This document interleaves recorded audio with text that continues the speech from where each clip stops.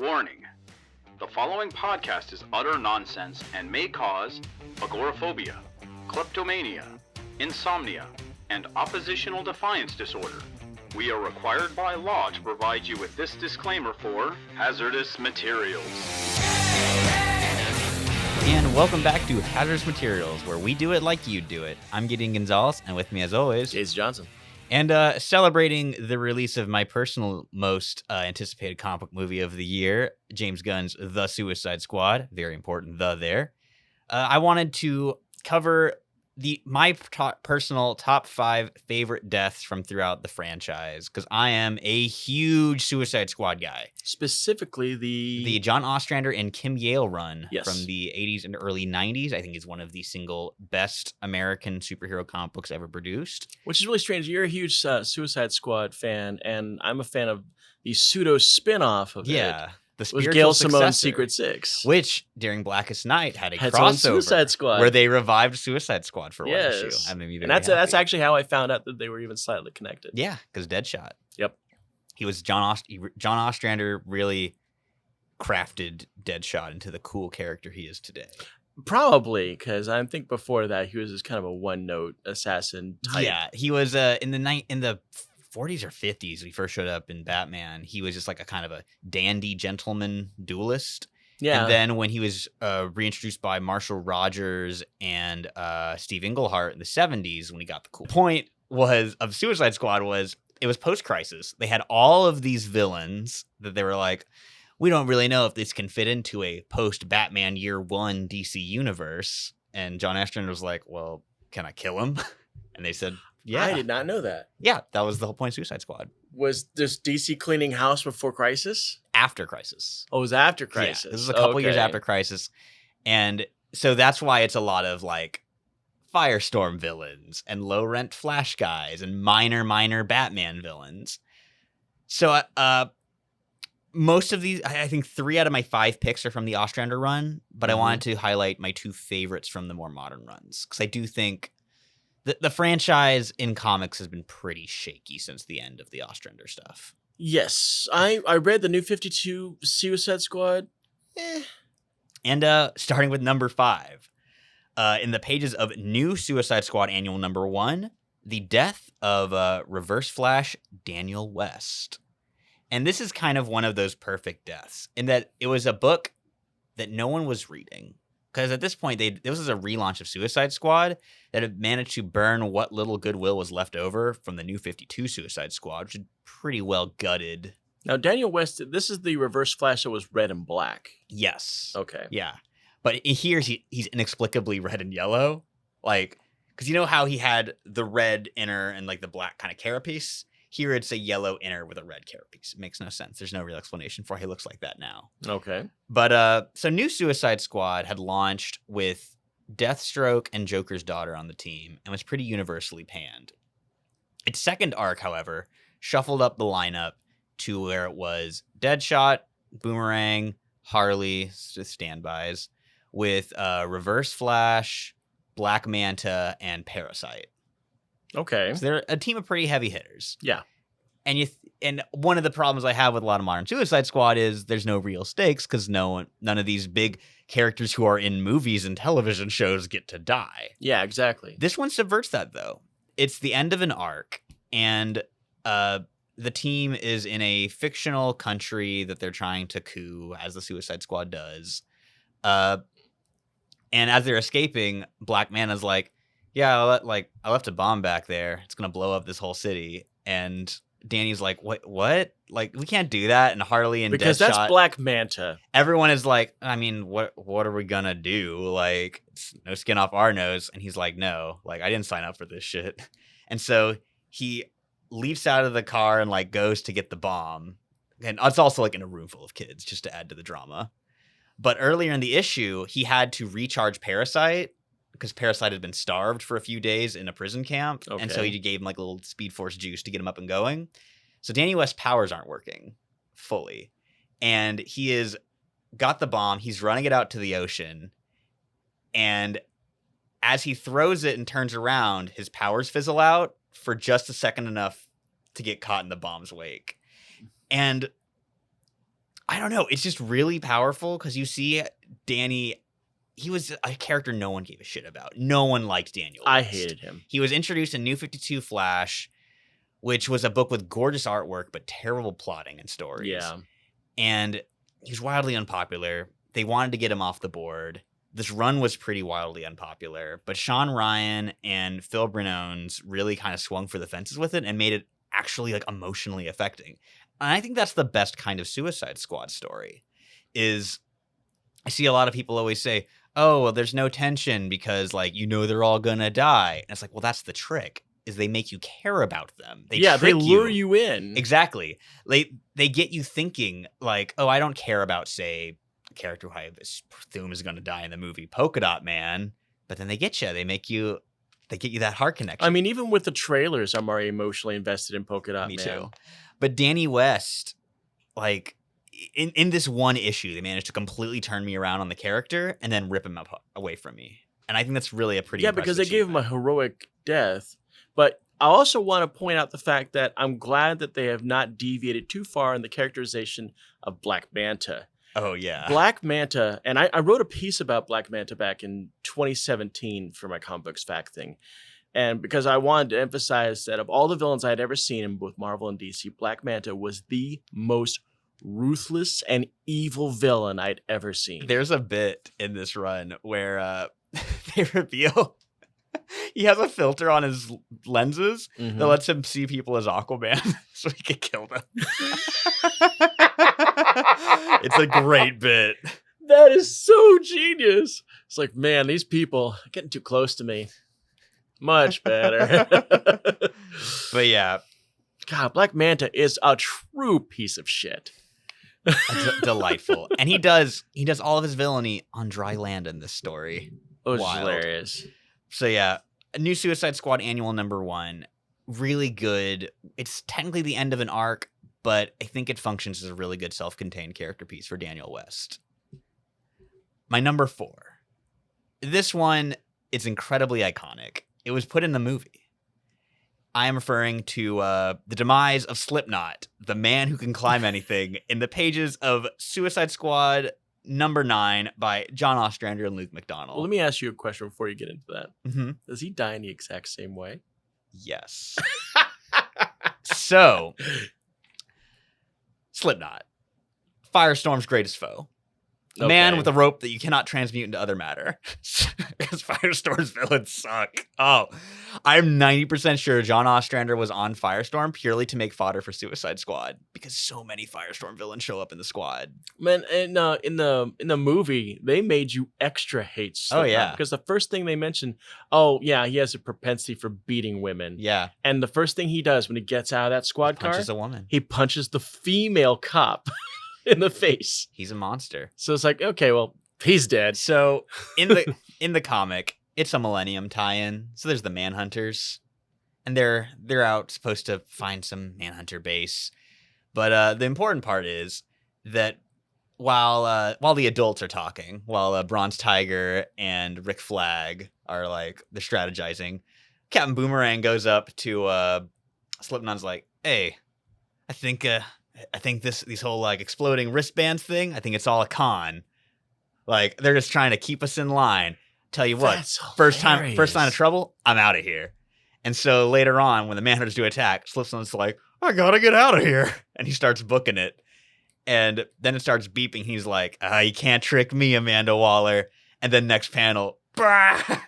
Which is exactly what happens to him in the movie. It's even more explicit in a deleted scene in the movie, where it's the best scene of the movie, and I'm mad that it was cut out, where Boomerang goes one by one to each member of the squad and tries to incite them to mutiny, and he only gets luck with Slipknot. And back in the comic, after the gang like turns around like, "Here's the explosion out in the jungle," they're like, "Oh shit, what was that?" And Boomerang is thinking, "Well, damn, I guess they do work. Sorry, buddy, but better you than me." And this is exactly why I don't want Captain Boomerang to die in the news. He's my if he does, I'm gonna be really upset. I mean, I can handle anybody, even Polka Dot Man, but don't kill Jai Courtney. He finally found a role that he was good at. Like, let him keep it. So #3. It's another John Ostrander issue But at this point, his wife, Kim Yale, was co-writer, and with Jeff Isherwood on pencils. This is The Death of Dr. Light in number 36. Oh, he's got it coming. This was before he had it coming. I guess sliding... Well, he wasn't a rapist yet. But he was already a piece of shit. Oh, yeah. He sucked. Yeah. So he's in the Suicide Squad. And this is an arc where they go to Apocalypse. They go to fight Dread Darkseid. Who sends the Suicide Squad to frickin' Apocalypse? They get kidnapped to Apocalypse. Okay, that's so early on in the series, they fight the Female Furies because they've got, after the events of Legends, Glorious Godfrey is put in Belle Rev, and so Darkseid sends the Female Furies to go bust him out, and the squad's able to fight him off, and most of them escape, but a mysterious woman named Duchess, who is like 6.5 feet tall with jet black hair and a propensity for whips, joins the team. And it's Lashina, who's been undercover preparing to return and open up a portal to Apocalypse and bring him to Earth. Yeah. So the squad gets shanghaied into going to her homeland. You get a great scene where Amanda Waller fights Granny Goodness. Awesome stuff. But Dr. Light is not well. He's having visions of his former technological partner, Jacob Smith, who designed all his gear, who he killed to steal, who is taunting him and is like, you're never going to get redemption. Like, you've done so many horrible things in your life. Yeah, wasn't Dr. Light like chemically imbalanced or something like that? Something weird. Yeah. But he's being egged on by the ghost of his former partner. And he says, you know what? The only way you can really be a hero is if you can take out Darkseid himself. And Dr. Light's like, I'll show you. Woo! When he goes up and flies, beat panel filled with holes from parademons, just and just slams. Not even the Omega beams. It's just so parademon good. murder. He just gets taken out by Caterpillar because he makes himself all bright and is like, I'm gonna save the day. Oh my god! And he tried to do the right thing, but for his ego. But his story doesn't end there. Oh my god! Don't tell me they resurrected him to kill him again. 16 issues later, he comes back in The Life and Death of Dr. Light, where in number 52, this time with Jim Fern on pencils, he just shows up at Belle Rev wanting to rejoin the team. And Amanda Waller's like, no. And he's like, well, let me tell you the story of how I came back to life. And she's like, God, no, I don't want to hear this. And so I just want to skip the whole resurrection story, Dr. Light. Obviously, Dr. Light goes to hell because he sucks. Because, yeah. And he's falls down to hell, chained to his partner, Jacob. And he's like, you monster, you've made a mockery of my work. And the demon who's in charge of watching is like, all right, guys, one of you guys gets to go back to your own body. Because I can't have two Dr. Lights running around in hell. It's just confusing. Yeah. So. Because that's important. Exactly. And he's like, you know what? You get the first round pick, Arthur. And so he beams Arthur Light back to life. Back specifically into his body, which is buried.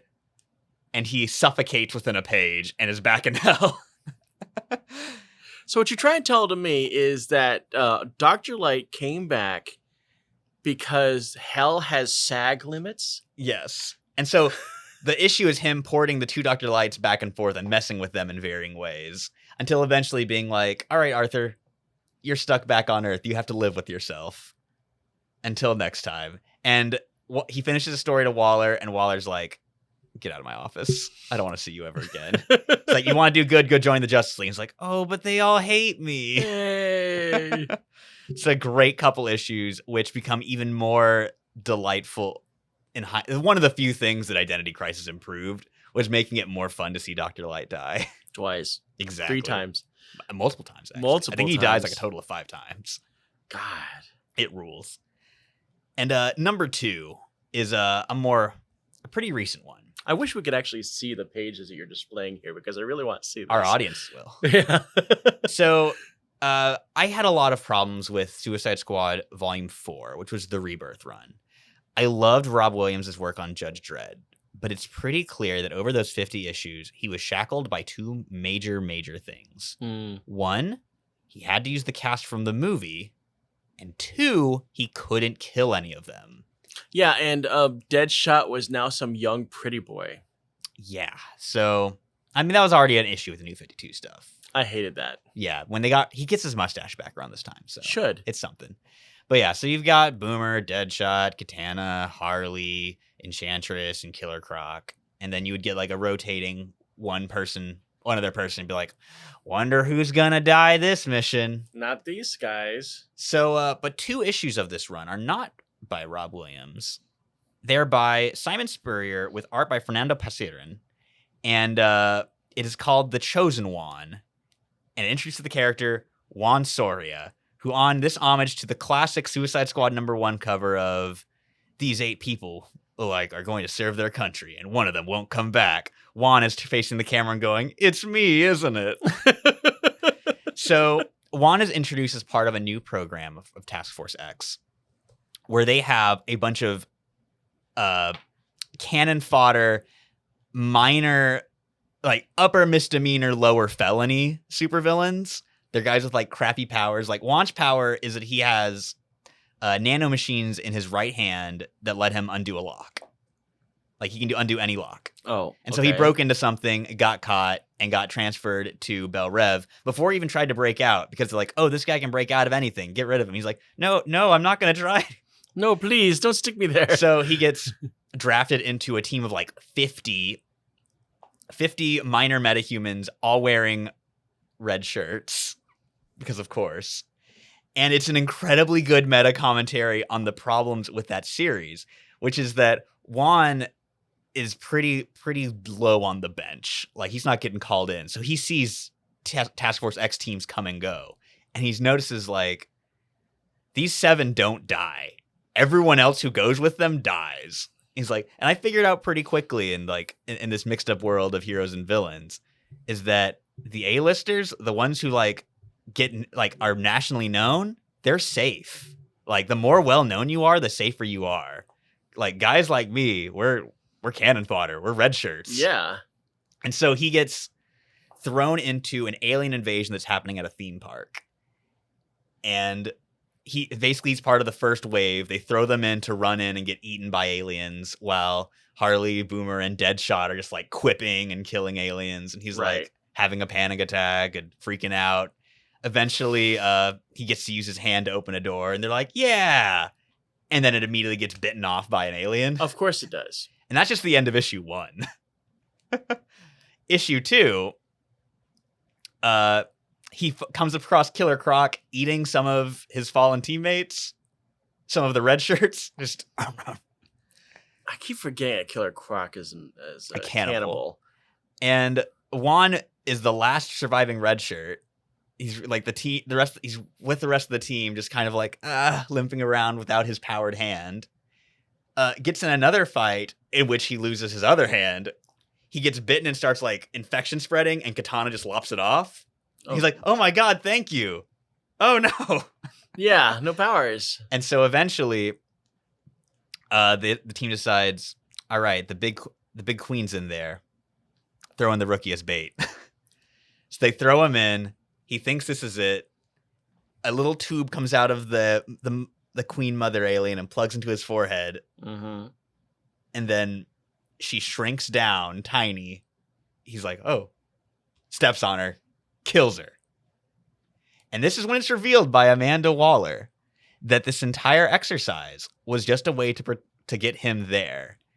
Because the aliens, the reason they land at a theme park is because they feed on positivity. And she's like, "This is the most pathetic, sad sack metahuman I've ever encountered. If we can get him in there, we can shut it down." He will shrivel them up. Exactly. Like, "You ruined my entire life. Like, I lost my one power because of this."